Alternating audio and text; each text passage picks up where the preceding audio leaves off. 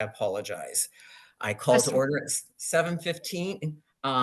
We wish to acknowledge that we are on the traditional land of the Anishinaabe people. We wish to recognize the long history of the Indigenous people of Canada and show our respect to them today. We recognize their stewardship of the land. May we all live with respect on this land and live in peace and friendship.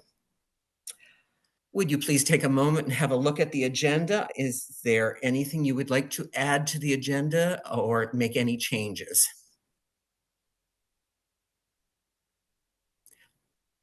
I just would like to add one line at 10.5 or 10 point at the very end there. It's just some notes from the chair in regards to things that are happening within the library. So I didn't add it earlier, but there are a few things that I'd like to bring back to you so you're aware of them, especially as we move into the summer break. So I will add that to the agenda. So it would be 10.5. Anything else you wish to add? At this point, then, if there's no additions to our agenda, I need someone to make a motion to approve our agenda for this evening. Thank you. Is that Mrs. Weber? Yes, it is. And seconded by Matt. Thank you. All in favor, raise your hand. Thank you. I'm sorry, the screen is very small tonight, Bernice. You're very petite, so it's nice to see you, though. Okay. Number 3, declarations of pecuniary interests. Is there anybody that has anything they'd like to declare before we move forward? I thought as much, but we still have to ask. Well, thank you. Let's move on to the approval of the minutes from the previous meeting. That would be from our April 12th meeting. So if you'll take a moment, if you have any questions in regards to any of the meeting on the 12th, please bring them, or any corrections that we can make or changes that we need to make to the minutes from April 12th.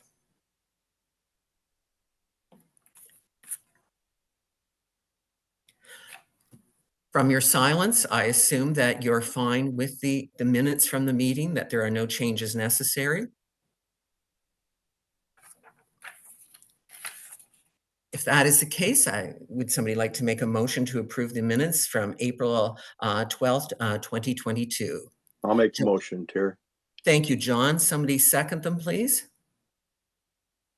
I'll second those. Thank you, Matt. All in favor of the minutes? Thank you. Minutes are approved.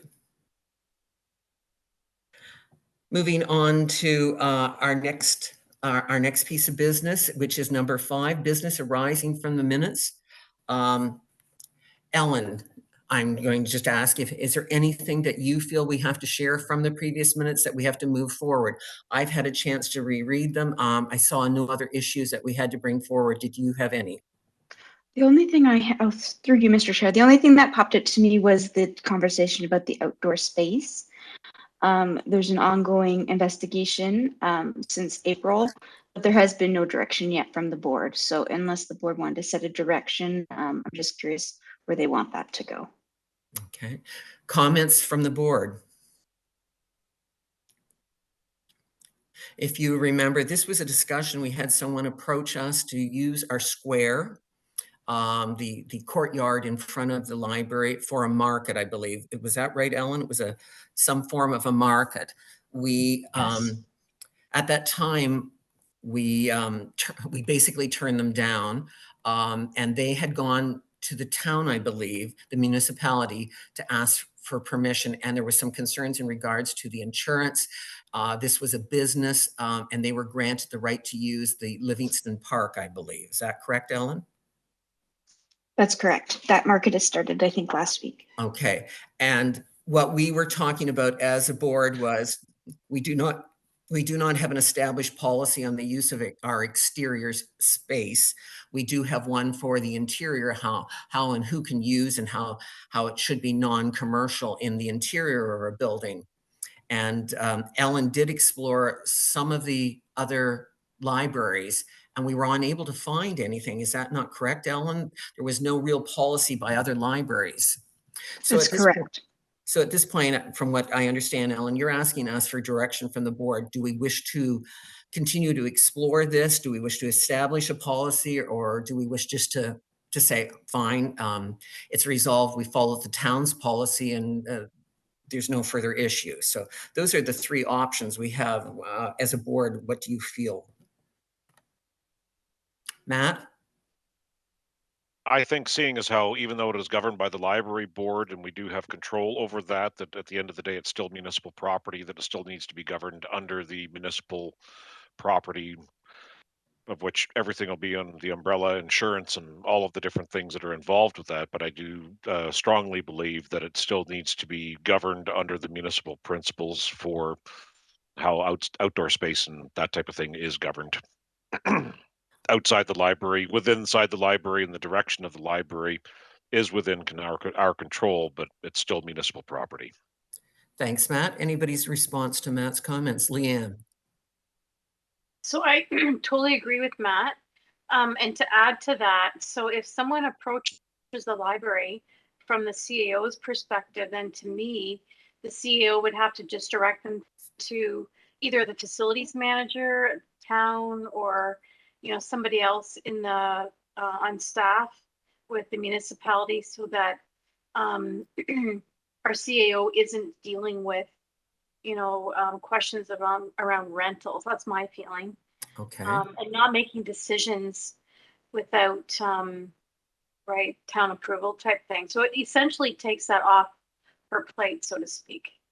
Thank you, Leanne. Anybody wanting to comment on either comments from Leanne or Matt? I will share with you, I did talk to Chris Schnell about this a while ago, and all Chris said to me was, don't worry, whoever has the biggest insurance policy will have to deal with the issue. And he said that will be the municipality. I know he said it facetiously, jokingly at that time, but he said, usually if there's an issue, it would go back to the municipality and they would have to deal with it. So it's basically, again, very much supporting what Andrea and Matt are saying, that the municipality would deal with most of this. Do we wish to leave it in the hands of going through North Perth rather than going through us? I still think it is nice that we're informed of the use, and I'm sure the municipality would make sure we're aware that the square or the garden area in front of our library is going to be used by a group. Well, I don't think there's much to be said. Again, what Leanne and Matt said, that's obviously the way to go in my mind. But I agree with you, Terry, that it would be nice before the decision is made to at least be aware of what's going to be done. So not that we would necessarily go against that, but it's more a matter of principle than anything else. Thank you, John. Ellen, you wanted to make a comment? Yes, through you, Mr. Chair. I was just hoping the board would be agreeable to, when the kind of room policy comes up for review, we can just add that line that outdoor space will be referred to the municipality, and that's how we can resolve it and give governance direction through our policies that way for the library. Thank you. Any other comments from any other board? I'm sorry, Shirley, do you have anything you wish to say? I'm sorry, I'm not seeing Shirley at the moment. Oh, there you are, Shirley. I'm having issues here too, Terry. Must be the neighborhood. Yes, I'm totally in agreement. The town should be looking after this. Okay. Bernice, do you have anything you'd like to add to this? No, I concur with what's been said. And I also agree with what you had mentioned that Chris had referenced as well, that that's realistic. But yes, I agree with everything that's been stated. So Ellen, to make it clear for you and your role easier, basically we are saying that we will continue as status quo, referring all inquiries to the municipality of North Perth. And we feel we're entitled we're entitled that the municipality should share with us who and what the use will be of our exterior property. Is that in line with what you were thinking? Yes, yes. Do you want it formalized as a policy? No, that's okay. I'm thinking it can fit into the MOU I'm working on. Okay. And when that room policy comes up, I'll add it in there as a bit. Thank you, Ellen. Before we close this point and move on, is there any last comments in regards to the exterior use of our building? Ellen, I had a question regarding the market that is ongoing in the park there. Has there been any impact on the library in your observation? Not so far. It doesn't look like it's affecting our traffic at all, or the clientele coming into our space.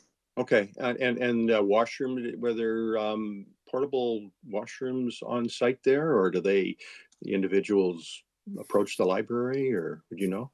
There are no portable washrooms on the site, so I imagine if people are looking for facilities, they would come to the library.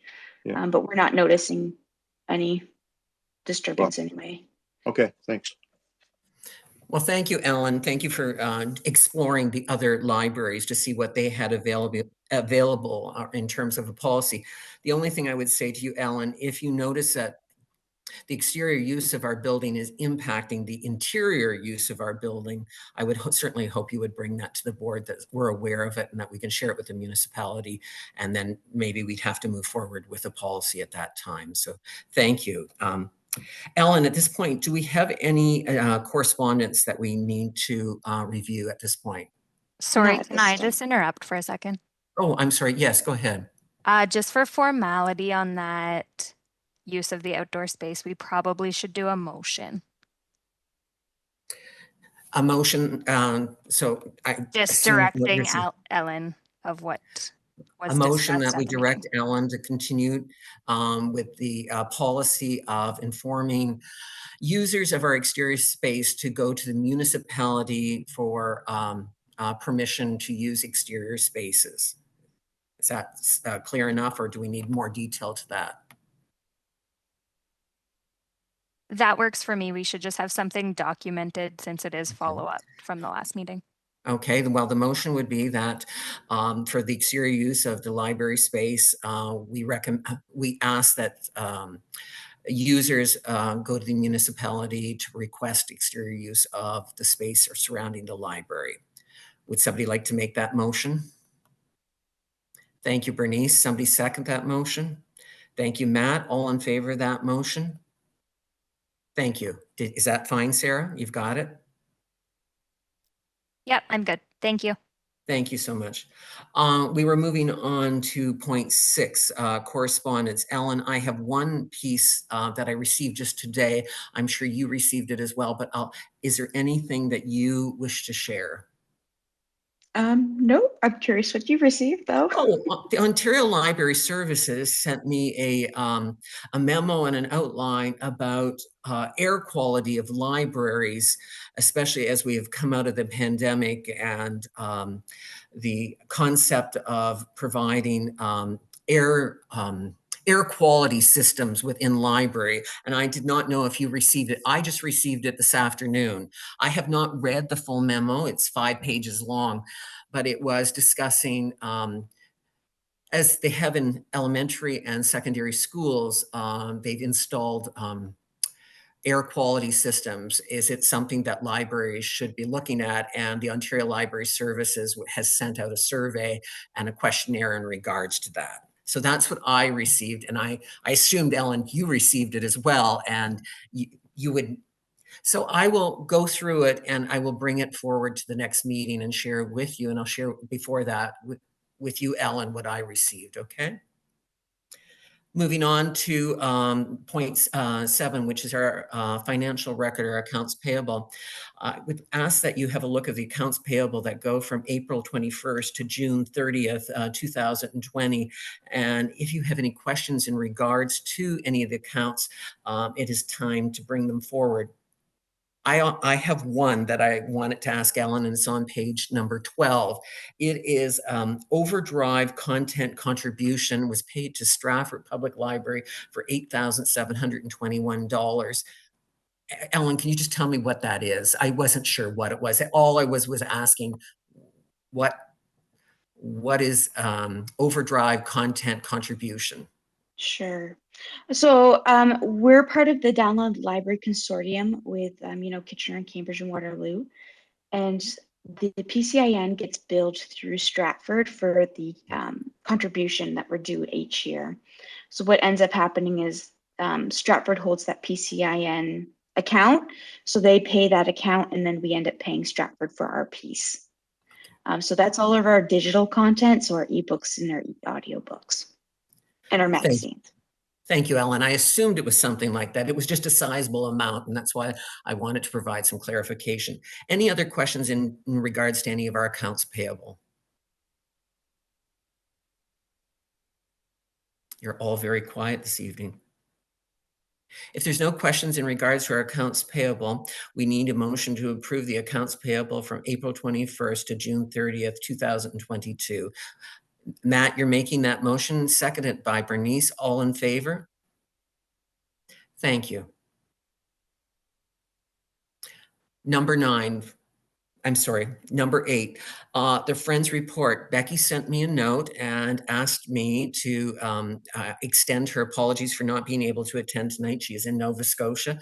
And she did point out that in 10.4 tonight, when we discussed the Moncton 165, that would have been what she would have shared with you in regards to the Friends of the Library. So we will look at that time at 10.4. So Becky has sent her words to share with you later on. Moving on to number 9, board development. I wanted to first of all thank Ellen and the library staff for the May 13th workshop that was held at the police fire station, excuse me, not the police station. It was a very interesting opportunity to be part of. A number of us were there. It was interesting to hear what other libraries are doing and where we are positioned in comparison to other libraries.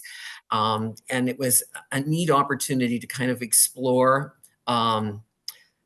and look to our future. One of the interesting things was even talking about branding our own library, using our mission statement in a more powerful way than we have in the past. So it was a very successful morning, very well put together, nice lunch, a fantastic guest speaker.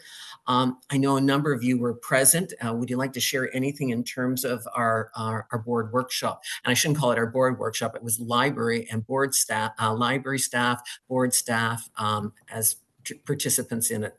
Any question? I know John was present, Leanne was present. If I've missed it, oh, Becky was present at that meeting. So if any of you wish to share anything, feel free to at this point. Go ahead, Andrea. I'm sorry, Leanne. Yeah, that was a really valuable discussions that we were engaged with, especially around the branding. And we came to the realization that we do need to do some work in terms of the branding of our library and to really focus more on public outreach. And so some really cool realizations came out of that exercise. At the same time, it felt like we were just getting going and then we had to stop. So sometimes it's good to keep that momentum going and keep the discussions going so that we can move our vision statement and move that work forward. So it was really very valuable. Thank you. That was great, Ellen. Thank you, Leanne. John, did you wish to share anything from that meeting? No, I think I would agree with what's been said. I thought it was very informal, and as such, it was conducive to honest input, and people were able to freewheel a little bit and express their thoughts, and that's really what it was all about. I was a little disappointed that we couldn't sort of tie things together more completely, and even if it meant staying longer, I was prepared to do that. But that's not a negative comment, or not intended to be. It was just me wanting to finish the circle, sort of thing, I guess. Thank you, John. That certainly was one of the things I think we all felt, that the session was a great introduction, but there needs to be a follow-up not just with library staff, but with us as a board as we move forward. It would be a neat lead in to something that we could do as a bigger project later on. It was also nice to hear from the library staff and hear how they see things, because they often see it from a different perspective because they're on the front line. So it was really a neat opportunity to meet our library staff and have an opportunity to sit down. We haven't been able to do that the past couple Christmases where we've done Zoom thank yous and acknowledgements. So it was nice to have an opportunity to meet with the library staff and sit down and have a conversation. Many of them we now know in a different way. As a matter of fact, when we were talking about branding, the one library assistant suggested a jingle. So I keep reminding her it is her responsibility to write our new jingle for our libraries. So the other thing that came out of it that I think is really, and Leanne and John and I both talked about it later on, that if we want to really sell our library, one thing we're going to have to look at in our next budget, and we said this to Ellen, would be we must support the branding process with dollars and not just words and support, but if we want to do this and do it well, we might have to invest some money in that area, moving money from other areas to make it a more powerful tool. I know somebody gave the example, we have this marvelous van that drives around Perth County, but nobody would know it's about the library system in North Perth. That was just an example. We have a small label on it that doesn't really sell what we're doing. So it was a really good workshop, and hopefully we'll be able to experience more of those in the future that benefit both us as a board and the library staff as well. So thank you so much, Ellen, for organizing it. At this point, Ellen, I'm moving on to 9.1. And as usually with policy, I turn it over to you, and I'm sure you will lead us through this series, this package. So I turn it to you at 9.11. Thank you. Through you, Mr. Chair. So in our schedule for June, we did have 4 policies up for renewal. A lot of these policies are adopted from municipal policies or don't really have a lot of change year to year. So most of the changes are just small clarifying words and small formatting changes to start to align with our previous policies. As we go forward, each policy will probably be evaluated for more inclusive language in terms of disability and gender pronoun type pieces. So those will be reflected in policies as we go forward. We do also have in our confidentiality and the protection of privacy policy a reference to the unique management service. That too will start to be added to policies as we renew them to reflect more of our services. It's not a really big deal right now to kind of go through all of them and find all the references, because I'm sure we'll miss a few too, but just as they come up, as they're in our major policies around circulation and fines already. But the recommendation is just that they're approved as presented. Thank you, Ellen. Is there any questions in regards to the policies that Ellen's presenting here? We have our volunteer policy, our health and safety policy, confidentiality and protection of privacy policy, and the code of conduct, the R zone policy. Are there any questions in regards to them? Leanne, go ahead. Hi, thank you through you, Terrence. I just wanted to take a look at item 2.6 underneath the volunteers section. And it talks about how volunteers who will be assisting with the vulnerable sector or handling cash or financial transactions will be asked to submit a vulnerable sector check, and that the cost will be reimbursed by the library. Volunteers who do not agree to the background check may be refused placement or placed in an alternative role. I'm just wondering if we should have some discussion around this, because there is much higher expectations now around vulnerable sector checks on volunteers in almost every sector. So I'll give you an example. At the Listowel Agricultural Society, all of our volunteers, our directors who are managing all that need to have, and their volunteers have to have a vulnerable sector check. And I'm just wondering if the wording should be stronger for 2.6 around that. And the other thing is that volunteer checks, there is no cost for them. As long as the library writes a letter and indicates that that person is going to be providing volunteer service, there is no charge. So that might need to be updated too. So I'm not sure. I think my concern is that at any time, volunteers could be with kids or around kids. And it opens us up to some concerns if someone was causing some problems with children or even seniors, and we didn't do a background check on them. It's just really good practice for us to consider that here in the library. So those are my thoughts. Thank you, Leanne. Matt, yeah. I noticed you raised your hand. I don't know if you were scratching your head, but did you have a comment? Sorry, I was scratching my head, not in question, out of a genuine itch. So my apologies for the confusion. Okay. And likewise, Bernice, I don't know if you were scratching your head, but I saw your hand go up. Do you have a comment you wish to share? Actually, I just had put my earphones on, headsets on.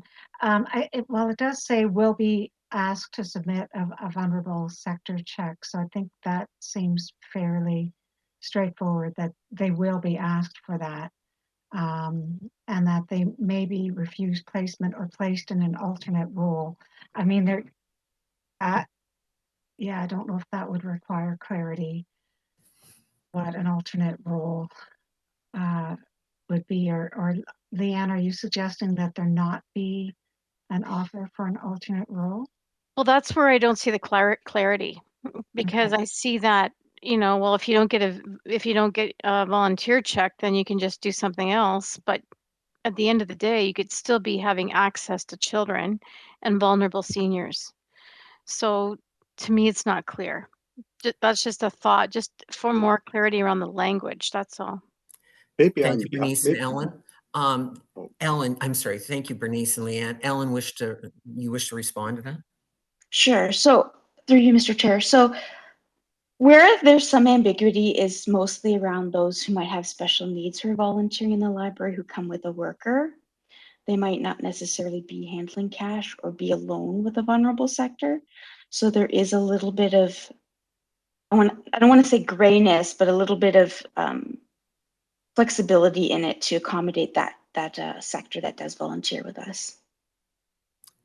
John, you wish to?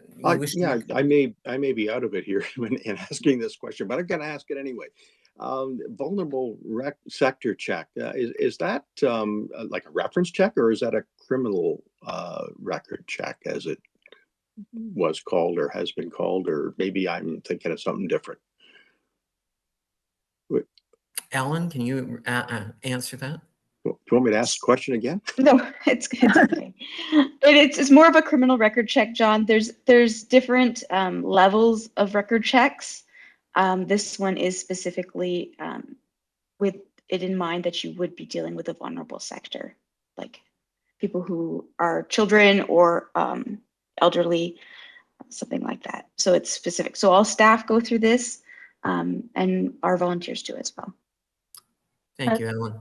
I agree with Leanne. Leanne comes from a background in education, and you had to have the check, and if you didn't pass the check, you weren't in. That was basically what it came down to. It was not, there was no gray definition there. You either came with your police check and it was approved and you were allowed to participate or be a volunteer within the education system. I myself see it as too gray here. I would rather have the terminology for those gray situations, that it would be left to the discretion of the CEO. If someone, in your case, you're talking about a special needs person or somebody with a special disability or whatever, that would be, we would give that power to you as the CEO to determine whether they should be in our facility or not. I don't know how people feel. Is that a hand up, John, or are you waving? Oh, no, sorry, scratching. Okay. Go ahead, Bernice. Yes, I hear what you're saying, and I reference it within an educational setting as well. But if we're having people deal with the public, we have to have an awareness of who's dealing with the public as well, or is that overreach? Go ahead, Matt. I still think it would be better to go ahead with the full checks. I don't think we want to encumber our CEO with that in order to check the people, because I don't think you want to deviate. If there's a recommendation that happens to come back, say from a negative check, that we want to say who can be in and who can't. That's I don't think that's our place to do so. CEO or not. If the check comes back to say, I don't know if the RCMP does that or if it's run through CPIC or if it's done by the police, as Ellen, is it not? Yeah, I don't think it's, if they come back and they say we don't think that this person, because of whatever, obviously things don't get listed as to why they're not qualified. I don't believe so anyway. I've never had one myself, but I would think that you would need to, if they say they don't recommend this person necessarily be alone with children or any different circumstances with a vulnerable adult for whatever, that we should go against that. If a check is in place for a volunteer, and like Lead alluded to, it's very common to even be a coach for ball, soccer, anything like that. You need to have that same type of check to, are you deemed, because if you have anything in your past that could be a little dodgy, and that's why they've brought it forward to say that you shouldn't be necessarily be around these people, especially in a environment where you're being welcomed in as a volunteer to coach or to do anything such as that. So I don't think we necessarily want to encumber Ellen with those type of decisions, that if the check comes back negative, and if it's something that's not in the public that you can find for them to do, fine. But if it comes back negative, then if it's something that's all we're doing is public relations or public um, interaction, then we shouldn't have any say in that whatsoever. Thank you, Matt. Leanne, you wanted to say something? Yeah, I it's on the same lines as Matt. I just, even if it was a person who is being supervised by another adult, um, I still think they should be checked because we don't know um, what could have happened. It could have been anything, and we are responsible as a library system if something happens in our care, and that person who's a volunteer, like even if they have another adult with them, I still think it should be, you know, we should be checking everybody. Like here's another example. I'm a school principal and I still get checked. Do you know what I'm saying? I'm already getting checked through my school board, but I'm getting checked again to do the work for the Egg Society. I mean, it's on the other side of the spectrum. Do you know what I mean? So I still think that everybody who wants to be a volunteer, whether they have a disability or not, we should be engaging in these checks. And again, it's free. You just write a letter on their behalf. They send it electronically, and their workers can help them do that. But I still think it should be done for everybody. Thanks. Thank you. Any other comments? So what are we asking here, guys? Are we asking to remove the sentence, this cost will be reimbursed by the library? Volunteers who do not agree to a background check may be refused placement or placed in an alternative role. Are we asking the removal of those two sentences? And we'll stay with the upper sentence that states volunteers who will be assisting with the vulnerable sector or who will be handling cash or financial transaction will be asked to submit a vulnerable sector check. Would that be the statement we would hold and delete the lower two lines or add something different? I'm just asking at this point. Matthew. I would only add into there that this cost will be reimbursed by the library, if basically in brackets, if any.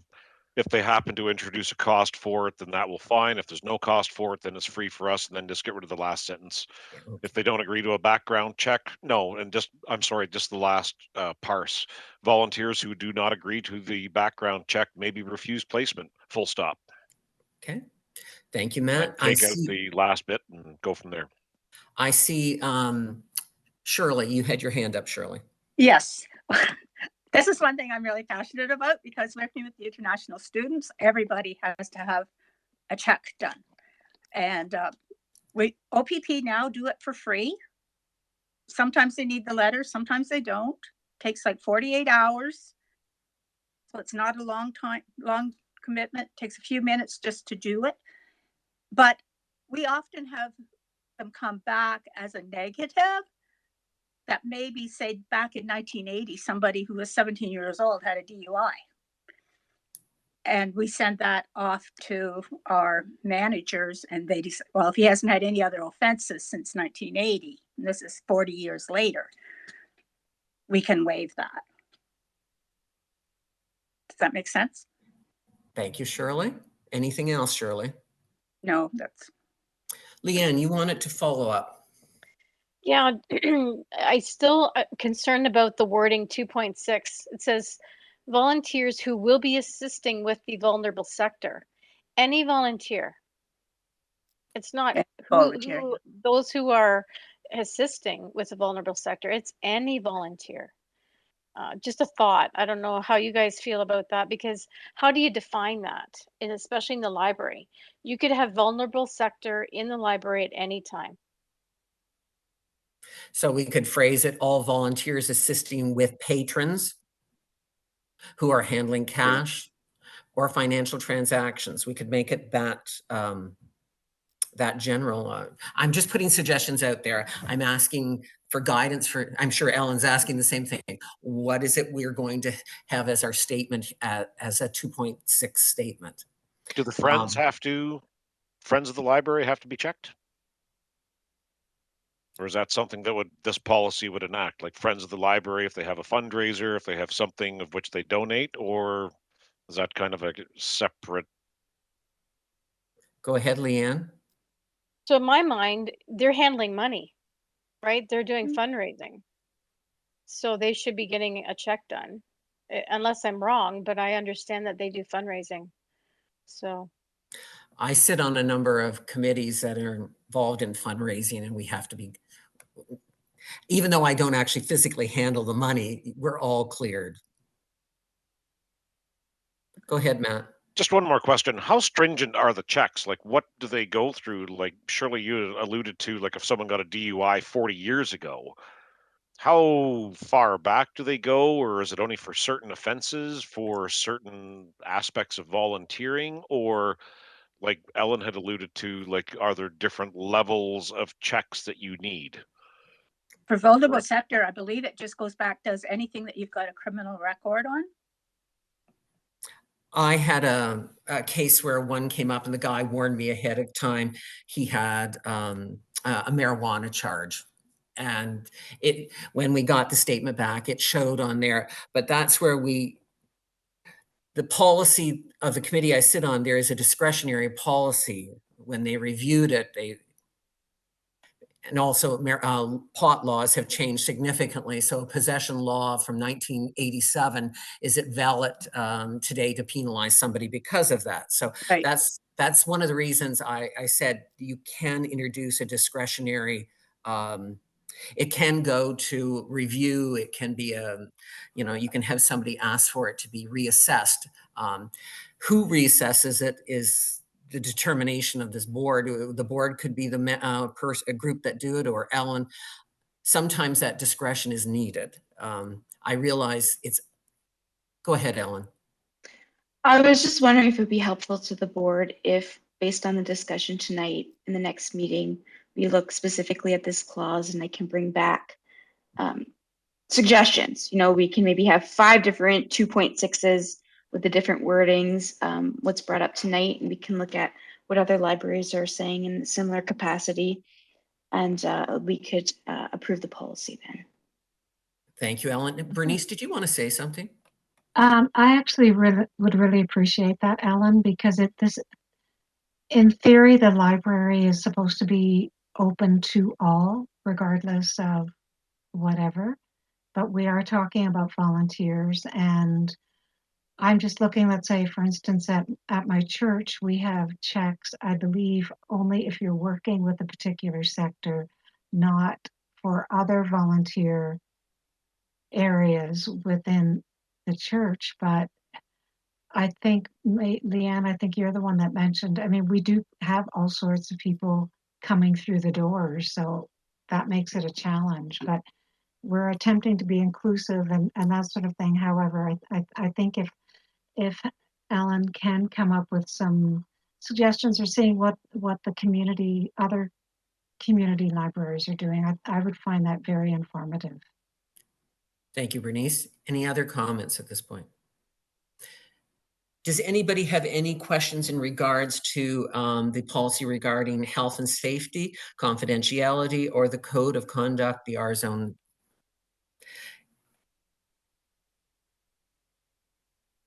What I would suggest, if there are no questions and comments regarding the other three policies, that we go forward with the approval of the 4 reference policies that I just mentioned there, and we bring back the volunteer policy to the next meeting. How do people feel about that? Go ahead, Leanne. Leanne's fine with that? I'll make that motion, yeah. Okay. So the motion is that we defer the volunteer policy until the next meeting, and we go forward, and the North Perth Library Board accepts and approves the 3 reference policies with the indicated changes from the discussions this evening. Is that fine for you, Sarah? Yes, so the only suggestion, I don't think that you made any changes to the 3 that you're approving, correct? No, we didn't. So it would be as is, as they are presented. Perfect. I'll second that. Thank you. All in favor? Thank you. They move. Moving on, 10.1. Branch and building update. Ellen, would you like to share the exciting news? Thank you, through you, Mr. Chair. So what Terry is alluding to is that the outer brick has been, in the last week or so, has been removed from our building. And we are supposed to, by next week, have new brick up on our building that hopefully does not fall off. So that went to tender, and our facilities department at the municipality has been looking after that for us. So it's pretty exciting that way. We won't have to hopefully worry about those bricks again. In terms of the branch update, we're covering a lot of ground in our reports tonight. We're going right from April. But I think what the real take home here is how busy staff really are. We're getting a real uptake in our programming right from April. And you can see that reflected probably most easily in the chart on page 44. That's the comparison month over month and year over year. Even between as early as we are in July, we're seeing probably double the amount of patrons coming through the doors since June. And I'm really crediting that to the work that staff are putting out into the community and the work there and all the programming they're producing. You can see big jumps in checkouts and renewals in our traffic. Last year, we were still hesitant with our COVID programming, so that's going to present a much larger increase. But if you even just look from month over month, you can see that we're gradually getting back to what's normal. Staff are continuously commenting on how this is how it should be. So we're hopeful that this can continue this way throughout the summer. Thank you, Ellen. Update on our work plan, Ellen. Yeah, so the work plan I'm presenting tonight is actually the staff work plan. So although we don't have that strategic plan, we do have collection plan, a programming plan, a technology plan, and accessibility plan. And what's to note here is that some projects have been put on pause or canceled based on the information gathered, such as the RFID project. It came up at the PCIN, and it's only a project that's really feasible if the whole PCIN goes together for RFID. And right now, that's not in the plans. So that one kind of has been canceled. But you can see we've started or are actively working on almost every project that we have set out for this year. Yeah. Any questions of Ellen in regards to the work plan for the staff, library staff? Oh, thank you, Ellen. Looks like you have a busy fall and summer ahead of you. So, yes. Moving on to the strategic plan, Ellen.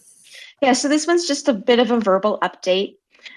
We did launch our what we're calling our community survey to the community the same day the Moncton 165th happened. So we have had it open for about a month now, a little bit less, maybe 3 weeks. Our survey, and we've had about 100 responses. So, which is I'm pretty pleased with so far for only 3 weeks. We are planning on keeping that survey open all summer. We're getting all kinds of variety of answers so far, and it's been very positive for the library, which is an interesting stat to point out, even though it's only been 3 weeks, is about 10% of respondents are not card holders, which is a really coveted group to try to get their feedback for. So yeah, we're pretty pleased with how that's going, and we're looking forward to that next stage.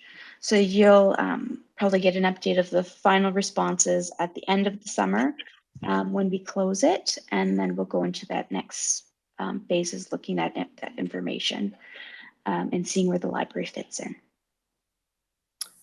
Thank you, Ellen. Any questions of Ellen in regards to the strategic plan? Okay. Ellen, 10.4. It's always nice that we end on good news. So yes. So included in your package this evening is just a quick report on our Moncton 165th anniversary. You did get a bit of an email about the numbers that we had right away after that weekend, but I just want to elaborate on a few and make sure that the public was aware of these numbers as well. The response was really positive, both from staff and the community, and we were really pleased with the turnout and the support from the Friends of the Library and the board that day. It was a pretty fun day. We had perfect weather. The only thing that staff took away was that we could have probably been open till 8 o'clock and still had people come in. Our formal count was I think it was about 260 through the library, but we didn't count people for the last hour and a half because we were cleaning up, but there were people constantly coming through.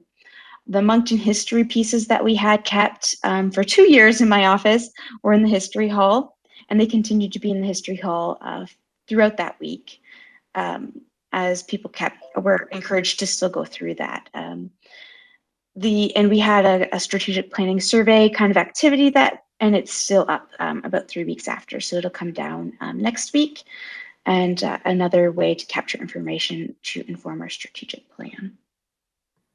But yeah. Ellen, I'd like to, 10.5 kind of ties into that.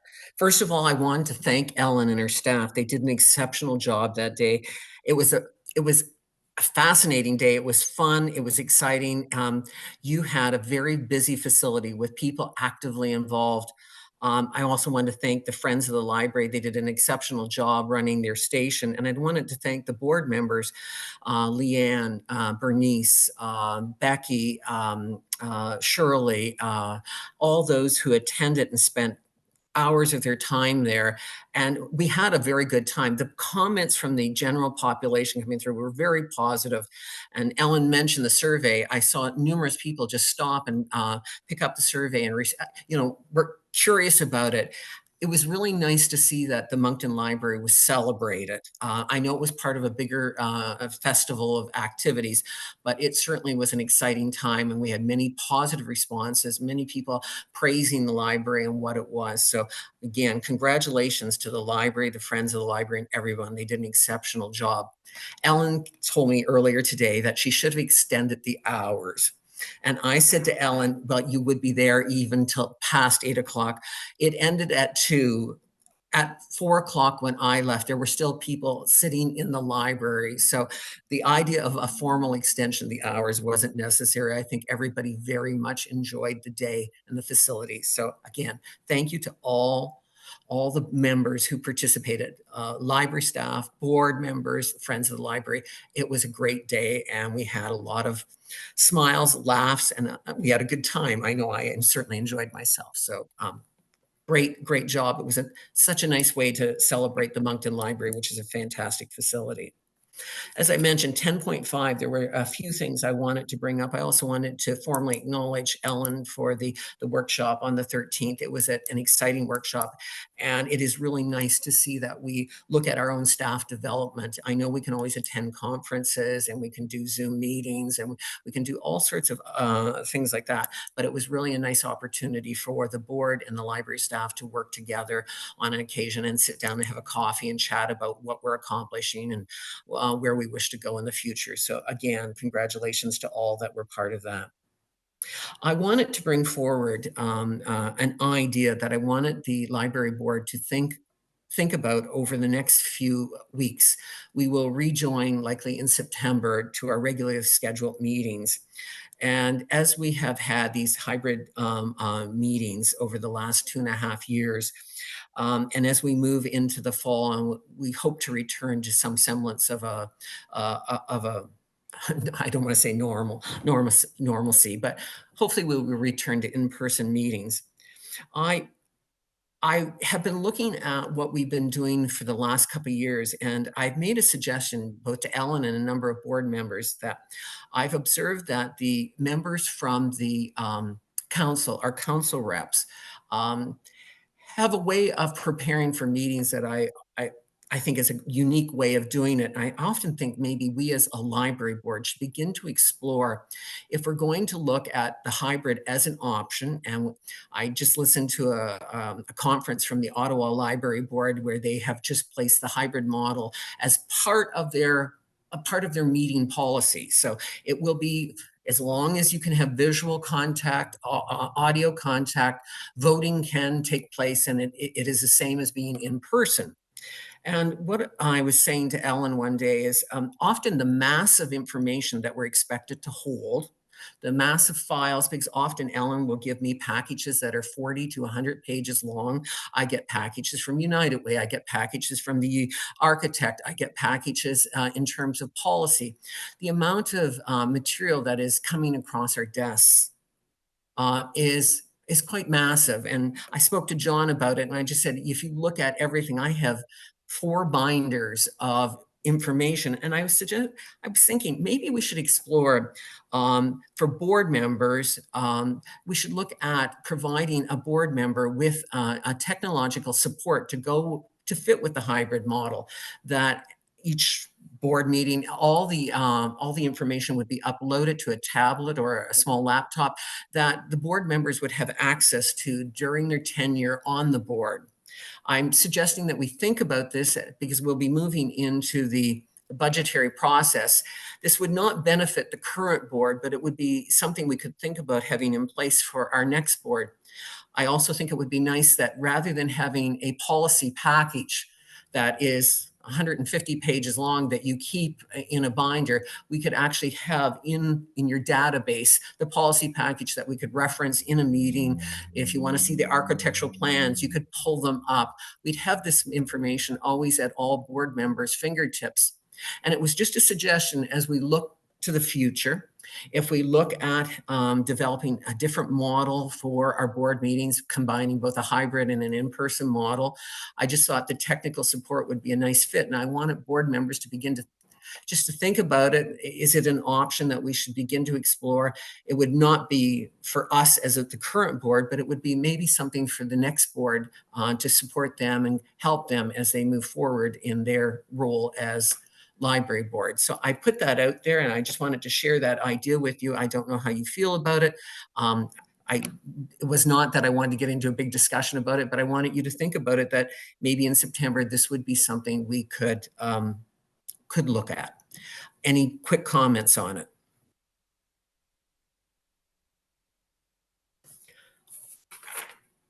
Matt? I like the premise of it, but I also think that if we start getting into separate functions of computers, and then you get into licensing, and there's an awful lot of different elements to individual pieces of hardware, that there's a possibility for having a similar repository for that information, but that is login specific, that would be granted by the CAO of the library that could say you can have access to this, because everyone either has a tablet and or a smartphone and or their computer that they could log into and get the architectural plans and get the information that they required previous minutes of meeting, like a SharePoint. But the access can be toggled on and off by um, North Perth staff. I think basically the same result could be achieved by giving access to a folder with all of that information in it, instead of, because all of the information would need to be uploaded to either a laptop and or a tablet, regardless of where it happens to sit. And then that you would be granted access, and you'd be allowed access to that portal, so to speak. But that's something that we could certainly discuss, that, looking through the plans, provided that it was information that was disclosed in a public meeting of the library. Anything that was in closed session obviously that would not be uploaded to anything and or shared with anything. But I would certainly think it could require some further discussion and be of possible benefit, if for nothing else, for discussion purposes, possibly at our next meeting. Thank you, Matt. Any other questions or comments in regards to it before we move on? Ellen, I talked about it a little bit, but 11.1, our September format. Yes, through you, Mr. Chair. I was hoping Sarah and Simon could maybe help me with this one. So council did move to go to a more of a hybrid model. I know some boards have gone fully in person, so it is what we want to do for September. My recommendation would be either we stay virtual fully or we are in person fully for September. And it's my understanding that you guys used to meet at the Listwell branch, and we would continue to do that. But I don't know if Sarah or Simon had anything to say either.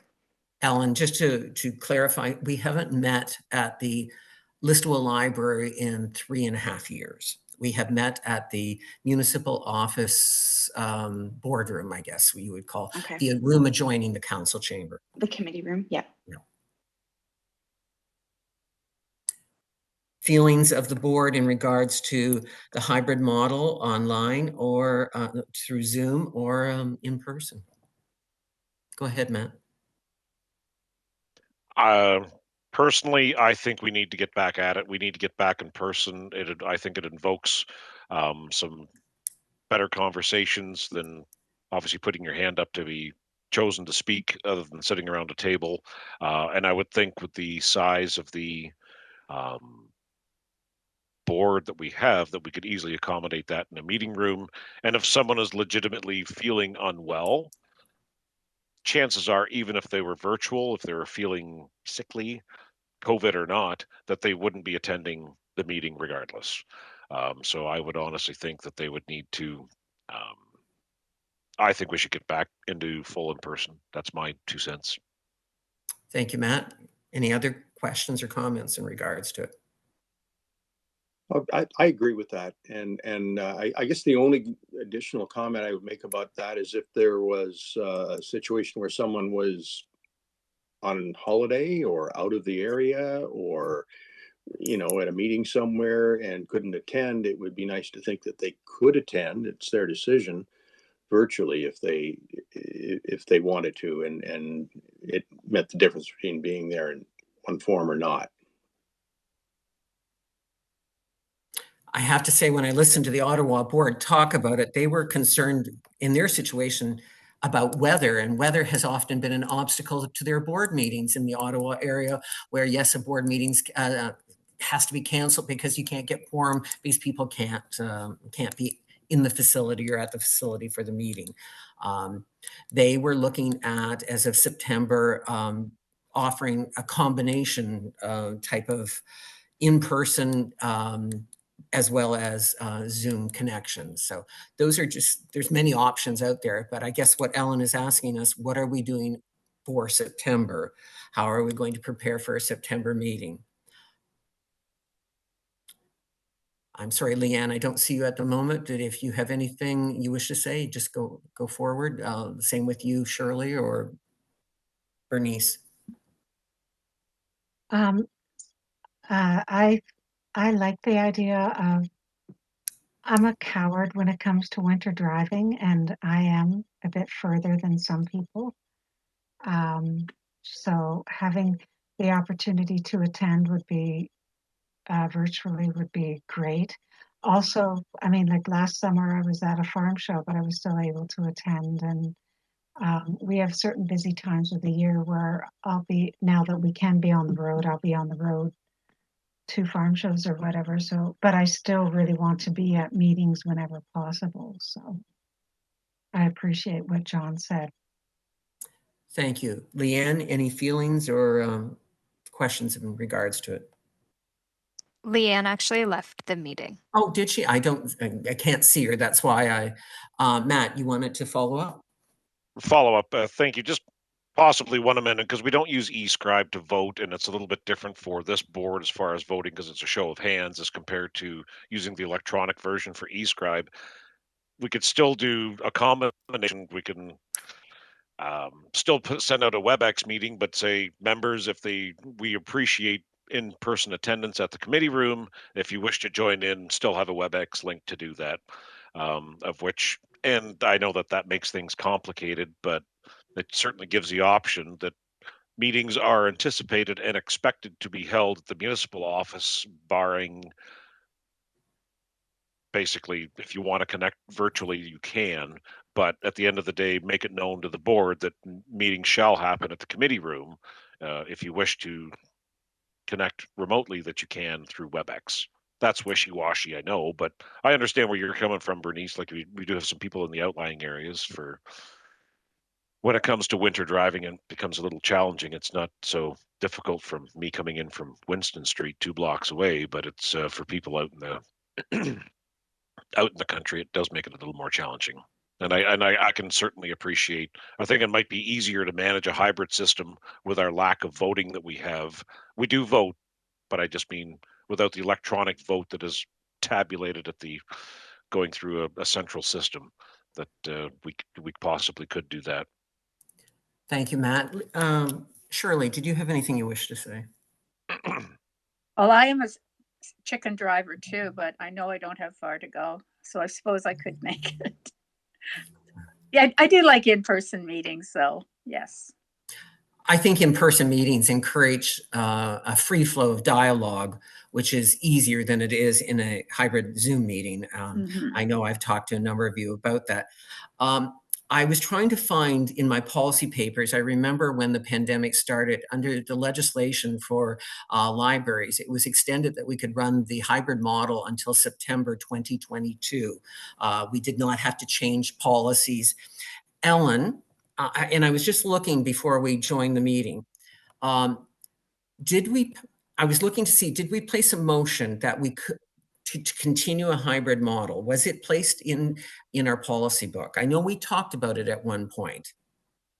Through you, Mr. Chair, I believe in our governance, we did add a clause about virtual meetings in there. Yes, I thought we did. I know we had it there at one point. So, well, what we have to do is make a decision tonight, what we would like our September meeting to be like.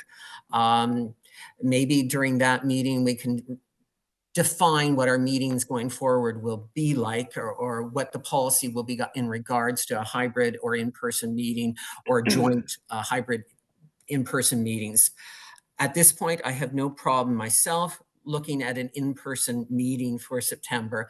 I do think we have to temper it and be very careful about it. We all know that COVID is on the rise and it is moving up very quickly right now. Today in Waterloo, 5 people died from COVID. So it hasn't gone away. And I guess it's called water treatment plants are showing a rise as well. And we're in the seventh phase of the pandemic. So what is it you'd like to do for September? In person or Zoom?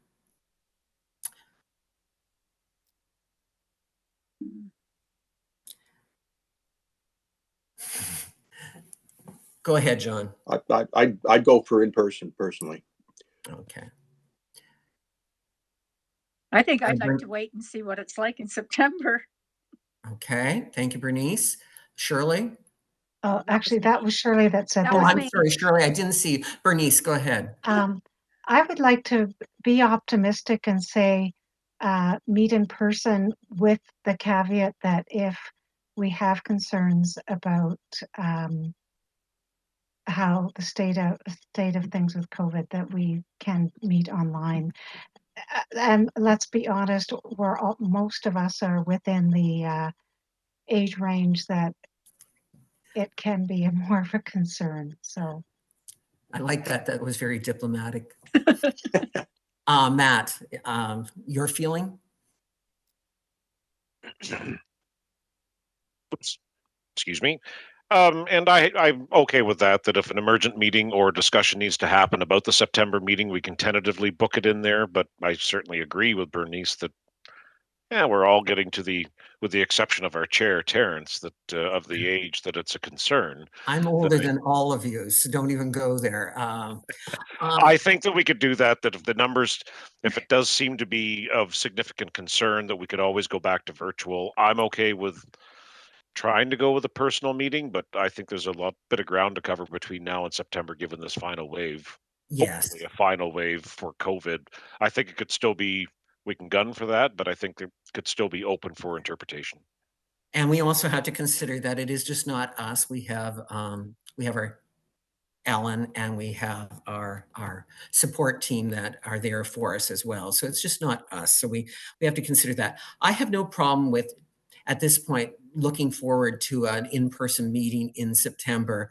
And if we have to readjust, we do that as time moves along. I do not see this as a motion. It was something that we had to make a decision as a board, how we feel. So at this time, Ellen, the direction would be we'll attempt to have an in-person meeting, and we will make any accommodations necessary as we move forward. If we see it's not possible, we'll discuss it at that time. Is that okay, Sarah, with you as well? I know because you have to, you're responsible for the WebEx part of it and that rule of it. How much lead time do you feel you need? So typically I try and have the agenda package out to you guys on Thursdays by 4:30. So as long as we know prior to the Thursday before the meeting, I can pivot and go either way. We'll just need to keep IT in the loop. So as much time as we can give them, the better. That's fine. And we have to respect that it has to be a public meeting, and it has to be posted so many days before our actual physical meeting. So that's fine. So we look forward to a September meeting where we're all in the same room, healthy and able to have a conversation with each other. So that is the tentative plan. And any other questions in regards to that? If you're speaking to Becky or Leanne, please share that with them. I'll try to send them an email as well. At this point, we're going to prepare to go in camera. I will need a motion to move us in camera. We'll be going in accordance to Section 239 of the Municipal Act for a closed session pertaining to issues regarding the acquisition and sale of land and personal matters about an identifiable individual. May I have that motion, please? Thank you, Matt. I need somebody to second that motion. Thank you, John. All in favor? Thank you. Sarah, can you let us know when we're clear? Yes, once we are done streaming, I will let you know. Thank you.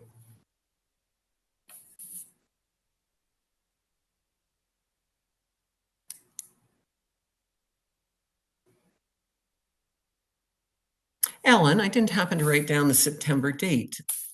Do you have it there?